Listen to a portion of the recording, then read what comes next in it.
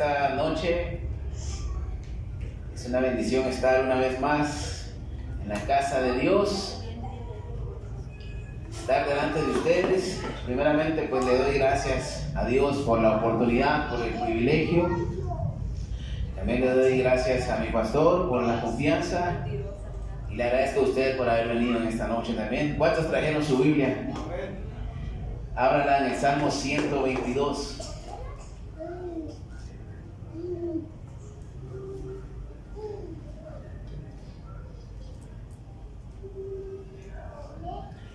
En una ocasión Jesús dijo a sus discípulos que venían contentos de una misión que Jesús los había mandado y le traían el reporte, ellos emocionados, contentos. Jesús le dice, yo miraba cómo Satanás caía como un rayo. ¿Cuántos saben que el diablo fue expulsado del cielo y fue arrojado a la tierra?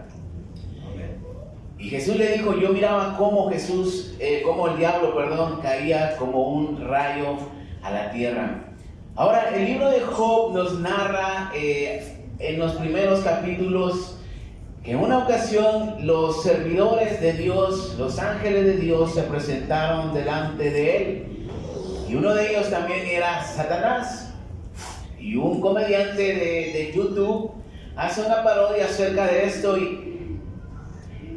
y cuando Satanás se presenta delante de Dios se sorprende y le dice, ¿qué haces aquí, Luzbel? Le dice. Y viene Satanás en forma de burla, le dice, pues aquí, le dice, recuérdate que la caída de la otra vez me arruinó la espalda y tuve que caminar un montón para que se me compusiera. Le dice.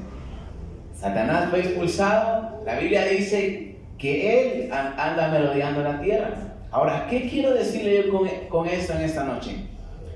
Dios es diferente, Dios es omnipresente. Dios puede estar en todos lados del universo y de este mundo al mismo tiempo. Dios puede estar en todos lados al mismo tiempo, está con nosotros en esta noche, está en México, en Estados Unidos y en todo lugar donde se le invoque está en esta misma hora. ¿Cuántos dicen amén? Dios es omnipresente. Ahora, este lugar en donde estamos nosotros es un lugar especial. Porque si Dios está en todos lados, podemos decir que lo podemos buscar en donde estemos nosotros. Pero déjeme decirle en esta noche, mi hermano, que la iglesia, la casa de Dios, es un lugar especial porque es el lugar donde venimos a adorar a Dios y donde tenemos comunión con Dios. Dios está en todos lados, es cierto, para Dios no hay límite, no tiene comparación, pero el venir a la iglesia, el venir a su casa significa que estamos deseosos de tener comunión con Él. Y aquí es donde Él se manifiesta, aquí es donde Él nos muestra su presencia. Y quiero decirle algo irónico quizás, hoy más que nunca estoy agradecido con Dios porque me ha hecho entender lo que es este lugar y lo que realmente significa. El texto que vamos a leer ha impactado mi vida cuando empecé a estudiarlo, cuando empecé a leerlo, porque pude quizás entender lo que David decía en el texto que vamos a leer. Salmo 122, ¿cuánto lo tienen? Versículo 1 nada más. Yo me alegré con los que me decían, a la casa de Jehová iremos. Una vez más. Yo me alegré con los que me decían, a la casa de Jehová iremos. Vamos a orar en esta noche. Gracias te doy, Señor, por la oportunidad y la bendición de estar una vez más delante de tu presencia. En esta noche te pido, Dios, que sea tu gracia y tu favor, Señor, conmigo en esta noche, el respaldo de tu Espíritu Santo, mi Dios, para que este mensaje sea de bendición para cada uno de nosotros, Señor. Abro mi mente, mi corazón a tu palabra y te pido que tu Espíritu Santo nos guíe en esta noche. En el nombre de Jesús te damos la gloria y la honra, Señor. Y la iglesia dice un fuerte amén. Amén. El mensaje en esta noche se llama el lugar donde tenemos comunión con Dios. Y en primer lugar quiero ver la acción de David y la promesa de Dios. El Salmo 122 es un salmo de David que dice, yo me alegré con los que me decían, a la casa de Jehová iremos. Quizás para algunos son palabras sencillas, sin valor, sin significado, pero estas palabras salen de lo profundo del corazón de David. Es algo real, es algo sincero. Si usted ha leído la Biblia, se va a dar cuenta que David siempre mostró su amor y su afecto hacia la casa de Dios. Él amaba la presencia de Dios. Y esto lo llevó a tomar una acción que afectaría perpetuamente a la humanidad. Así lo veo yo de esta manera. El arca de la alianza representaba la presencia de Dios y era muy importante para el pueblo de Israel.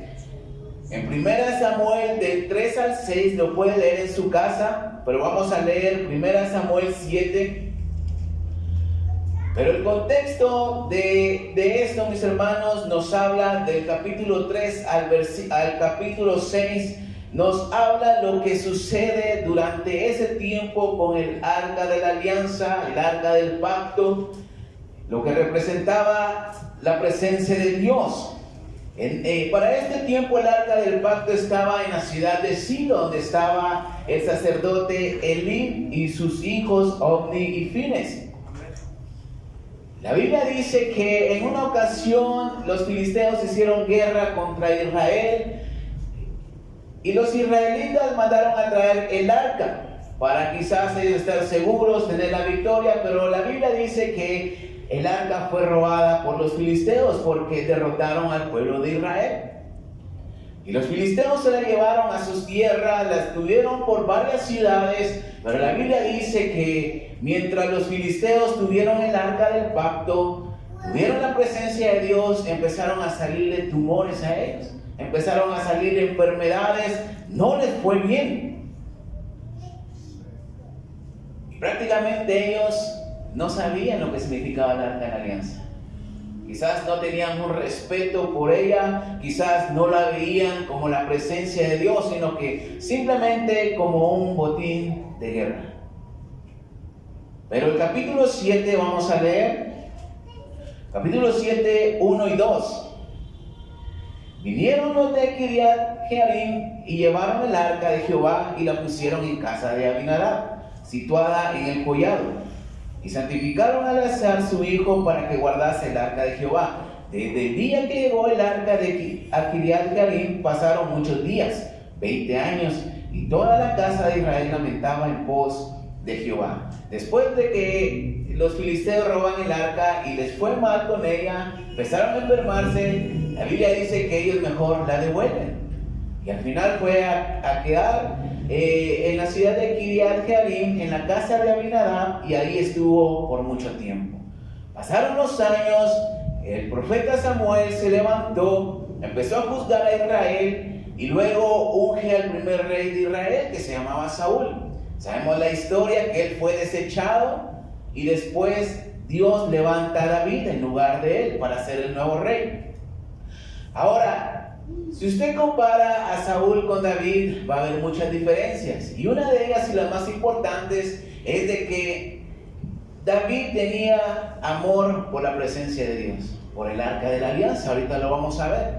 Y esto Dios lo vio con tal agrado y llegó a tal punto que Dios mismo hizo un pacto con David y su reinado. ¿Y cuáles fueron esas acciones de David? Primera de Crónicas 13. Primera de Crónicas 13 del 1 al 4.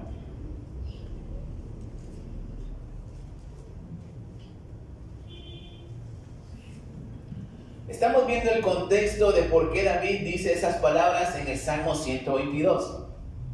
Primera de Crónicas 13 del 1 al 4 dice: entonces David tomó consejo con los capitanes, aquí ya era rey David, con los capitanes de millares y de centenas y con todos los jefes. Y dijo David a toda la asamblea de Israel: si os parece bien y si es la voluntad de Jehová nuestro Dios, enviaremos a todas partes por nuestros hermanos que han quedado en todas las tierras de Israel y por los sacerdotes y levitas que están con ellos en sus ciudades y ejidos, para que se reúnan con nosotros y traigamos el arca de nuestro Dios a nosotros, porque desde el tiempo de Saúl no hemos hecho caso de ella. Y toda la asamblea que se hiciese ahí porque la cosa parecía bien a todo el pueblo. Versículo 3. Y traigamos el arca de nuestro Dios a nosotros, porque desde el tiempo de Saúl no hemos hecho caso de ella. Y dijo toda la asamblea que se hacía ahí, porque la cosa parecía bien a todo el pueblo. Entonces él les empieza a decir, lo primero que vamos a hacer, o una de las cosas primeras, es recuperar el arca de la alianza y la vamos a traer al lugar que hemos preparado. Ahora, lo impresionante es de que David, después de que es coronado como rey de Israel, una de las cosas primeras que hace es conquistar una ciudad, una base fortificada para que fuera su reino, para que fuera la base de su reino. Y el lugar de que conquistó se llamaba Jebús. Y una vez conquistada sería llamada Sión, la ciudad de David. En pocas palabras, sería Jerusalén. Crónicas y Samuel describen estos eventos de manera distinta. Me gusta más cómo lo describe Crónicas porque pone en primer lugar el arca de Dios y luego sus casas propias, hablando de David. Antes de establecer sus casas, David tiene una preocupación por el arca del pacto que representa la presencia de Dios, y así lo hace. Vamos a leer capítulo 5 al 14. Entonces David reunió a todo Israel desde Sior de Egipto hasta la entrada de Hamat, para que trajesen el arca de Dios de Kiriat Jearim, y subió David con todo Israel a Baala de Kiriat Jearim, que estaba en Judá, para pasar de ahí el arca de Jehová Dios, que mora entre los querubines, sobre la cual su nombre es invocado. Y llevaron el arca de Dios de la casa de Abinadab en un carro nuevo, y Usa y Ahío llevaban el carro. Y David y todo Israel se regocijaban delante de Dios con todas sus fuerzas, con cánticos, arpas, salterios, tamboriles, címbalos y trompetas. Pero cuando llegaron a la era de Kidón, Usa extendió la mano del arca para sostenerla, porque los bueyes tropezaban. Y el furor de Jehová se encendió contra Usa y lo hirió, porque había extendido su mano al arca, y murió ahí delante de Dios. Y David tuvo pesar porque Jehová había quebrantado a Usa, por lo que llamó a aquel lugar Perez Usa hasta hoy. Y David temió a Dios aquel día y dijo: ¿cómo he de traer a mi casa el arca de Dios? Y no trajo David el arca a su casa en la ciudad de David, sino que la llevó a la casa de Obed-edom Geteo. Y el arca de Dios estuvo con la familia de Obed-edom en su casa 3 meses, y bendijo Jehová la casa de Obed-edom y todo lo que tenía. El primer intento es fallido, porque no lo hizo como debía de hacerse.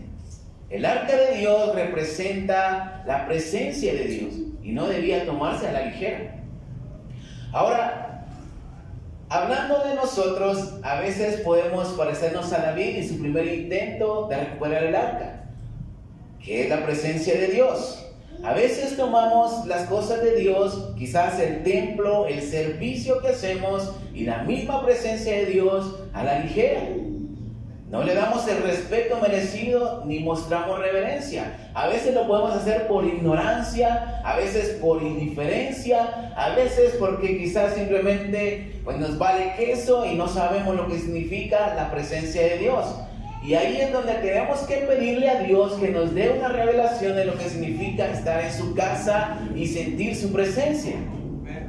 El comentario de la Biblia de Estudio Teológico de este capítulo dice: a pesar de su fervor, David y sus compañeros no lograron respetar la santidad del arca en esta ocasión. El trato que se le da al arca de Dios equivale al trato que se le da a Dios mismo. O sea que el arca del pacto no era cualquier cosa. Era la misma presencia de Dios. Por eso es de que a los filisteos no les funcionó. Les fue mal, porque no daban el respeto y reverencia que debían de darle. No lo veían como David miraba el arca de la alianza. La volvieron en un carro, algo que no debía ser así. Y lo mismo hace David en su primer intento. La Biblia dice, y acabamos de leer, que cuando él manda a traer el arca, iban tan emocionados, tan contentos, que simplemente el ejército de David fue por ella, la pusieron sobre un carro nuevo. Pero la Biblia dice que los bueyes empezaron a tropezar y casi se cae Y la persona llamada Usa, que la quería agarrar, dice que muere en ese momento, porque no podían tocar el arca de la alianza. No era de esta forma. David lo estaba haciendo de la misma forma que los filisteos, en un carro. Y hablando de nosotros, mis hermanos, sin darnos cuenta, podemos tratar la obra de Dios, su casa, el servicio y su presencia, como puede hacerlo un mundano. Sin respeto, sin entendimiento. A veces quizás cuando podemos llegar a la hora que debemos de llegar temprano, no lo hacemos. A veces no podemos por trabajo, a veces porque de verdad no se va a poder, eso se entiende. Pero cuando tenemos toda disposición, a veces no valoramos un servicio. Llegamos a la hora que se nos da la gana, como quien dice, de todas maneras, Dios nos ama, a Dios no le importa. Y a veces, pues tenemos ese concepto equivocado. Y la verdad es de que Dios nos ama y su gracia es infinita, por eso es de que estamos aquí. Pero como hijos de Dios y como cristianos debemos de tener este entendimiento de que una cosa es la gracia de Dios y otra cosa es ser irreverentes e irrespetuosos a la presencia de Dios. Dios es un Dios de orden. Pero no todo queda para David en su primer intento fallido. La segunda vez lo hizo conforme a la voluntad de Dios, conforme le fue ordenado a Moisés años atrás. Lo vamos a leer rápidamente, capítulo 17 de Primera de Crónicas.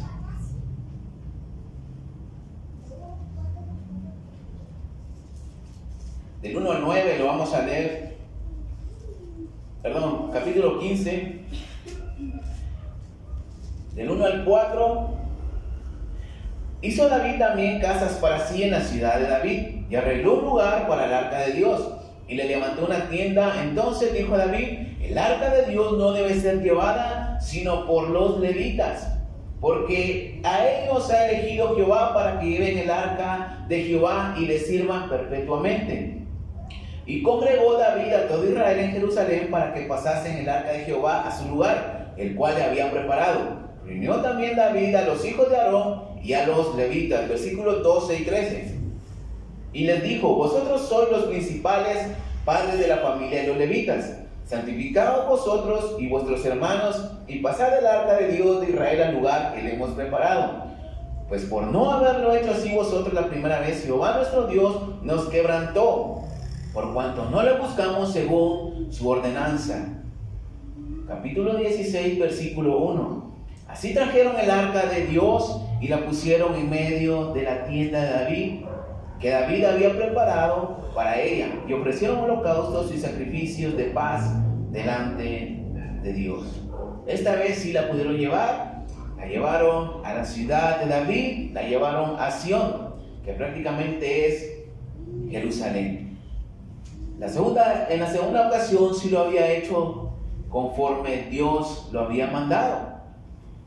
Entonces, mis hermanos, cuando nosotros valoramos las cosas de Dios y les mostramos el respeto debido, esto es lo que a Dios le agrada. Capítulo 17, versículo 1 al 9. Aconteció que morando David en su casa, dijo David al profeta Natán: he aquí yo habito en casa de cedro, y el arca del pacto de Jehová debajo de cortinas. Y Natán dijo a David: haz todo lo que está en tu corazón, porque Dios está contigo. En aquella misma noche vino palabra de Dios a Natán diciendo: ve y di a David mi siervo, así ha dicho Jehová: tú no me edificarás casa en que habite, porque yo no he habitado en casa alguna desde el día que saqué a los hijos de Israel hasta hoy. Antes estuve de tienda en tienda y de tabernáculo en tabernáculo. Por donde quiera que anduve con todo Israel, hablé una palabra a alguno de los jueces de Israel, a los cuales mandé que apacentasen a mi pueblo para decirles: ¿por qué no me edificáis una casa de cedro? Por tanto, ahora dirás a mi siervo David: así ha dicho Jehová de los ejércitos: yo te tomé del redil de detrás de las ovejas, para que fueses príncipe sobre mi pueblo Israel. Y he estado contigo en todo cuanto has andado, y he cortado a todos tus enemigos de delante de ti, y te haré gran nombre como el nombre de los grandes en la tierra. Asimismo he dispuesto un lugar para mi pueblo Israel, y lo he plantado para que habite en él, y no sea más removido, ni los hijos de iniquidad lo consumirán más como antes. Salmo 132, del 13 al 18. Porque Jehová ha elegido a Sión, la quiso por habitación para sí. Este es para siempre el lugar de mi reposo. Aquí habitaré porque la he querido. Bendeciré abundantemente su provisión. A sus pobres saciaré de pan. Asimismo vestiré de salvación a sus sacerdotes. Y sus santos darán voces de júbilo. Ahí haré retoñar el poder de David. He dispuesto lámpara a mi ungido. A sus enemigos vestiré de confusión, mas sobre él florecerá su corona. Ahora, Dios escoge este lugar para que su presencia se manifieste. Y esto es una gran bendición. Aunque a David no le fue permitido construir un templo que él tenía en su corazón construir, porque Dios así no lo quiso, su amor hacia él mismo, aunque nunca vio el templo, pues lo llevó a invertir sus ahorros personales. Como lo hemos dicho en otras ocasiones, creo que es Primera de Crónicas 29, donde él dice todo lo que ha invertido y todo lo que ha preparado para que se lleve a cabo la construcción del templo. Ahora, la promesa de Dios fue que Sión o Jerusalén fuera el lugar que Dios escogería para que su casa estuviera allí, junto con el reinado perpetuo de David y sus descendientes. Ahora, esto es lo importante, mis hermanos. Las acciones de David y la preocupación por el arca, por la presencia de Dios, movió a Dios para que hiciera un pacto con él. Y esto es de escoger un lugar donde se establecería la casa de Dios, más adelante el templo, y David fuera rey y sus descendientes para siempre. Por lo que había en el corazón de David respecto a la casa de Dios. Aquí es donde podemos confirmar las promesas de Dios cuando hay un amor por su presencia y por su casa. En segundo lugar, quiero ver el regocijo de David. Una vez más, Salmo 122. Yo me alegré con los que me decían, a la casa de Jehová iremos. El comentario de la Biblia de Estudio Teológico dice, este salmo celebra Sión como la ciudad escogida por Dios y específicamente el privilegio de ir allí en peregrinación. Vimos cuál era el afecto de David hacia la casa de Dios. Ahora, él se emociona y se regocija cuando la gente le decía, a la casa de Jehová iremos. Y hay un lugar establecido para que podamos congregarnos para adorar a Dios y servir a Dios. Y vamos a ir. Y a David a esto le emocionaba, porque él lo transmitía, él tenía amor por la casa de Dios, por su presencia, y ahora esto lo había transmitido al pueblo, y la gente le respondía, vamos a ir a la casa de Jehová. David sentía ese privilegio de poder tener un lugar donde iba a tener comunión con Dios.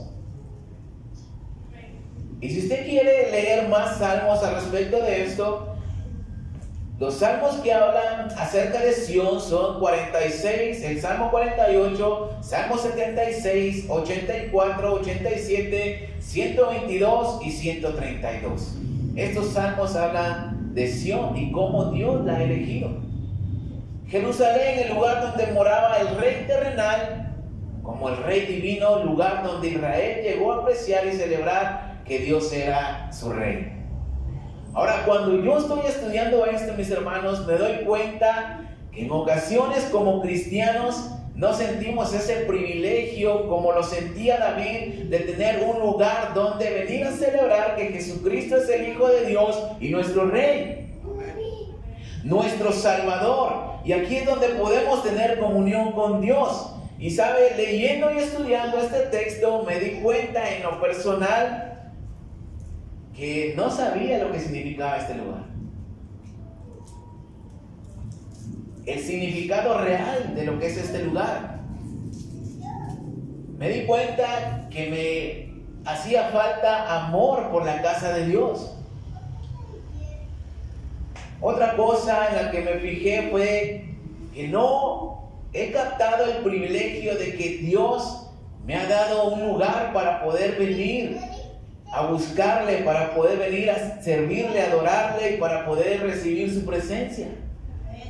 O sea, esto es un privilegio. No sé si usted me entiende esta noche, pero puede que sea fea esta galera, si usted lo quiere llamar, pero no es lo físico, es lo espiritual.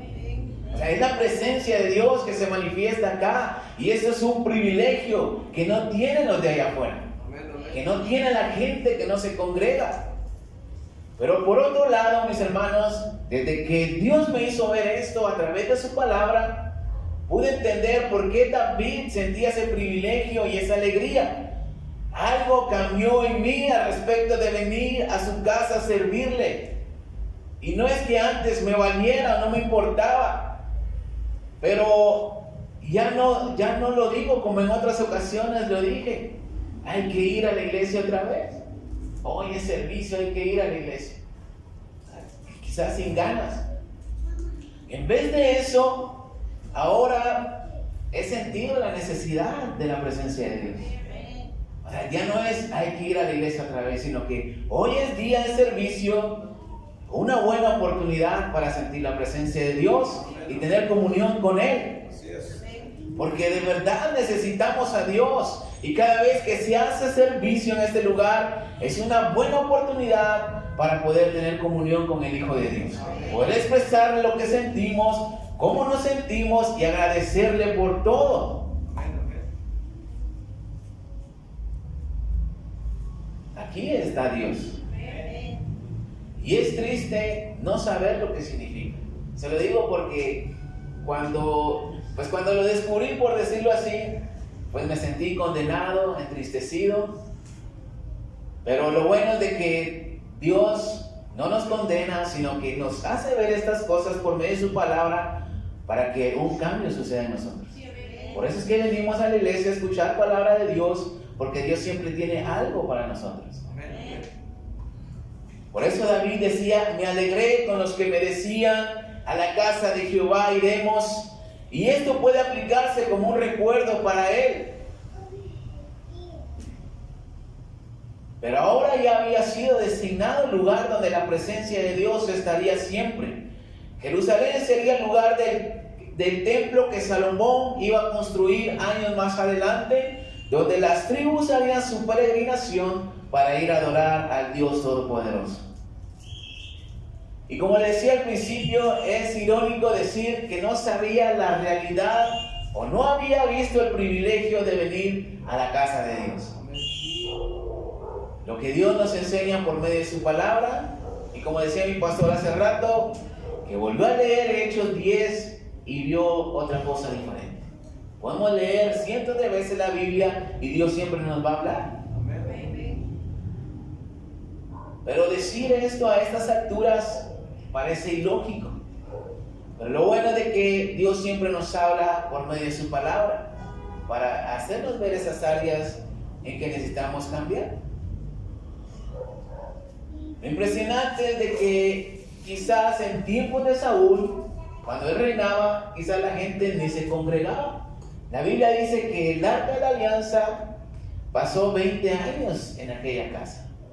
Y David dijo: desde tiempos de Saúl ni le hemos hecho caso a la arca de la alianza.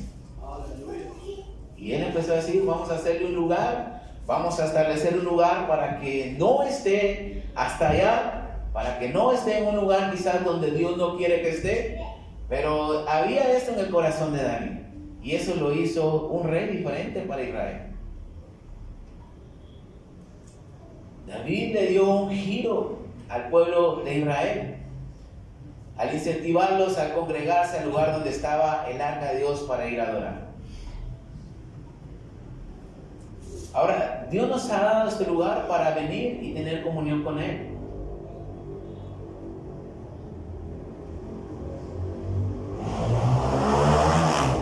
Y saber que tenemos un lugar donde venir a congregarnos, esto debería ser motivo para que nos sintamos bendecidos y privilegiados. En tercer lugar, quiero ver el verdadero significado del templo o de la casa de Dios. Salmo 122, una vez más, este es nuestro texto principal. Yo me alegré con los que me decían: a la casa de Jehová iremos.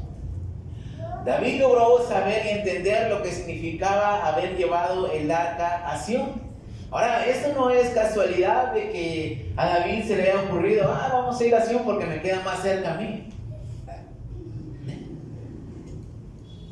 Igual, si no queremos ir, aunque esté a la par. Todo esto tiene sentido y ahora lo vamos a ver. Me sorprende cómo la Biblia, la palabra de Dios, cómo hizo ver a los personajes del pasado y aún lo sigue haciendo hasta el día de hoy el significado de tener un lugar para tener comunión con Él. Hoy en día no hay un templo físico en Jerusalén, en Israel, porque fue destruido en el año 70 por los romanos. Pero el significado real de Jerusalén va más allá del lugar y de lo que físicamente puede representar. Jerusalén significa fundado en paz. Y su nombre anterior era Salem, que significa estar seguro, completo, ser amistoso, reconciliarse y estar en paz con. Esto es lo que significa. La primera vez que aparece la palabra Salem es en Génesis 14:18, cuando Abraham le da los diezmos a Melquisedec, que era rey de Salem y sacerdote del Dios Altísimo. Usted lo recordará. Y Hebreos 7:2 habla de lo mismo, pero Hebreos interpreta Salem como paz. O sea, la iglesia, mis hermanos, es un lugar donde estamos en paz con Dios a través de Jesucristo. No sé si usted recordará el sermón de Isaí, ya párale a la guerra contra Dios, donde él hablaba acerca de que por medio de Jesucristo estamos en paz con Dios. Lo dice Romanos 5:1. Pero al venir acá, es el lugar donde estamos reconciliados. Como lo dice el significado, estamos seguros. Es donde estamos completos. Donde hay una amistad con Dios, estar en paz con Él. Porque el pecado nos separa, hay una enemistad. Pero a través de Jesucristo, esos pecados son borrados y hay una comunión con Dios. Pero ¿dónde sucede? En la iglesia. No en la casa. No viendo un video. Es en la iglesia.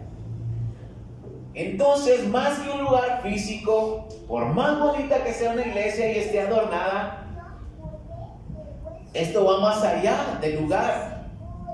Se trata de quién está aquí. El verdadero significado es espiritual, porque Jesucristo mismo es el tabernáculo celestial, es el tabernáculo divino, y como dice Hebreos, no hecho por mano de hombres. Y lo vamos a leer, Hebreos 8:1. Leamos la Biblia porque aquí está la verdad. Hebreos 8:1. Cuando lo tenga, diga un fuerte amén. Amén. Hebreos 8:1 y 2. Ahora bien, el punto principal de lo que venimos diciendo es que tenemos tal sumo sacerdote, hablando de Jesús, el cual se presentó a la diestra del trono de la majestad en los cielos, ministro del santuario y de aquel verdadero tabernáculo que levantó el Señor y no de hombres. Aquel verdadero tabernáculo que levantó el Señor y no de hombre. Capítulo 9, versículo 11 y 12 de Hebreos. Pero estando ya presente Cristo, sumo sacerdote de los bienes venideros, por el más amplio y más perfecto tabernáculo, no hecho de manos, es decir, no de esta creación, y no por sangre de macho cabrío ni de becerro, sino por su propia sangre, entró una vez para siempre en el lugar santísimo, habiendo obtenido eterna redención. Jesucristo es el tabernáculo espiritual. Vamos a leer 1 de Pedro.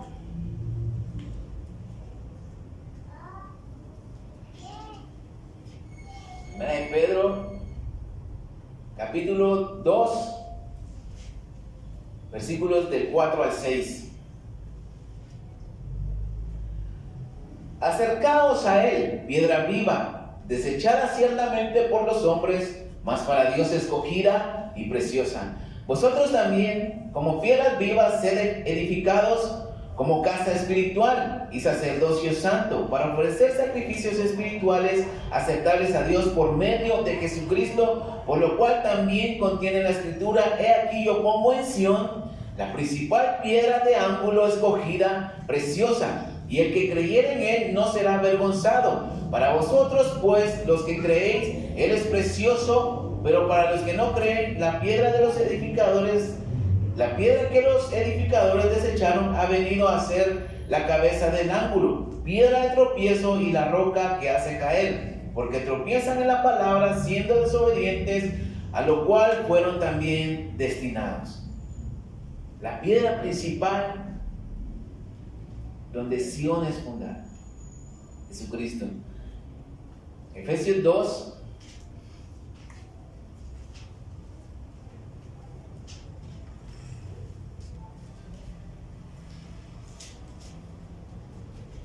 Efesios 2, del 19 al 22. Dice de la siguiente manera: así que ya no sois extranjeros ni advenedizos, sino conciudadanos de los santos y miembros de la familia de Dios, edificados sobre el fundamento de los apóstoles y profetas, siendo la principal piedra del ángulo Jesucristo mismo, en quien todo el edificio bien coordinado va creciendo para ser un templo santo en el Señor, y en quien vosotros también sois juntamente edificados para morada de Dios en el Espíritu. Prácticamente, mis hermanos, al venir acá, tenemos comunión con Jesucristo, el Hijo de Dios. Estamos siendo edificados como un templo espiritual, como lo dice Efesios, pero la piedra principal o el fundamento principal es Jesucristo. O sea, no podemos hacer nada sin Jesucristo, y no podemos decir que tenemos una comunión con Él si no es a través de congregarnos, de venir a buscarle a este lugar, porque es el lugar donde Él ha designado manifestar su presencia. Por eso Hebreos 10:25 dice: no dejemos de congregarnos. O sea, prácticamente no dejemos de tener comunión con Dios por medio de Jesucristo. El contexto lo lee en su casa, el capítulo 10 completo de Hebreos. Jerusalén terrenal y la nueva Jerusalén celestial tiene que ver con Cristo Jesús. Entonces, el congregarnos en la iglesia y saber el verdadero significado de lo que es la casa de Dios es tener comunión con Jesús, y eso nos pone en paz para con Dios y nos da seguridad de lo que creemos. Prácticamente tener comunión con Jesús es entrar directamente a la presencia de Dios, al reino de los cielos. Recordará usted en Génesis cuando Jacob en una ocasión dijo: esto es casa de Dios. Y me gusta cómo lo traduce la traducción Dios habla hoy: casa de Dios y puerta al cielo. Jesucristo mismo dijo que Él era la puerta y que el que entrara por Él será salvo. La puerta al cielo. Entonces, venir a la iglesia no se debe tomar a la ligera, ni tampoco debe ser una carga o hacerlo solo por cumplir un requisito. Debemos saber bien que aquí es donde podemos tener la oportunidad y el privilegio de entrar en una dimensión divina donde somos edificados, fortalecidos, bendecidos y llenos de paz. Amén. Donde adoramos y servimos al Rey de Reyes y Señor de Señores, y esto es como un pequeño ensayo de lo que haremos allá en la eternidad. No crean que allá en la eternidad quizás, bueno, no sé cómo va a ser, pero vamos a ir a adorar al Rey de Reyes. No me voy a meter a cosas que no sé. Jerusalén y Sión ya no son solamente literal una tierra, sino que también lo será en el cielo por la eternidad. La nueva Jerusalén, como dice Apocalipsis, que bajaba del cielo como una novia ataviada, dispuesta a su marido. Salmo 122: y yo me alegré con los que me decían: a la casa de Jehová iremos. David sabía por qué se alegraba cuando se lo decían, porque él amaba la casa de Jehová y él se regocijaba cuando la gente iba en peregrinaje hacia la casa de Dios. El Salmo 122 más adelante dice: orad por la paz de Jerusalén. Eso significa que debemos orar por este lugar. Debemos orar para que todos estemos en armonía, en un mismo sentir, y la bendición de Dios se derrame. Venir a la casa de Dios debe ser un motivo de alegría y gozo, y no de tristeza, como quizás en algunas ocasiones puede ocurrir. Ahora, como conclusión, en una ocasión una hermana le dijo a mi esposa: me admiro que sus hijos cantan las alabanzas y pues no hacen tanto relajo ni tanta bulla. Y mi esposa le dice: es que les enseñamos a que venimos a la iglesia. Y esto es una realidad, no quiero vanagloriarme ni nada. Los niños molestan, de repente se manifiestan, esto es inevitable. Pero mi esposa y yo hemos tratado de decirle a nuestros hijos que a la iglesia de Dios venimos a alabar al Señor, venimos a adorar al Señor, y ellos lo han entendido a pesar que son niños. A veces puedo decir: es que son niños, son inquietos. Sí, es cierto, pero ellos entienden de que aquí es la casa de Dios, y pues tampoco es de que se estén quietos, paralizados, o que se queden mudos. Eso es imposible, porque no es así. Ningún niño se va a quedar quieto, aunque sea el nieto del pastor. Tampoco. Todos los niños son inquietos, pero desde pequeños, si venimos a la iglesia, debemos enseñarles a qué venimos. Y ellos van a ir entendiendo poco a poco, y como dice mi pastor, después lo van a agradecer. Enseñemos a nuestros hijos que este lugar es el lugar donde se siente la presencia de Dios, y venimos a adorar al Rey de Reyes, y le aseguro que después no van a andar batallando para callarlos. Ellos solos van a entender. Denle un fuerte aplauso al Señor Jesús en esta noche.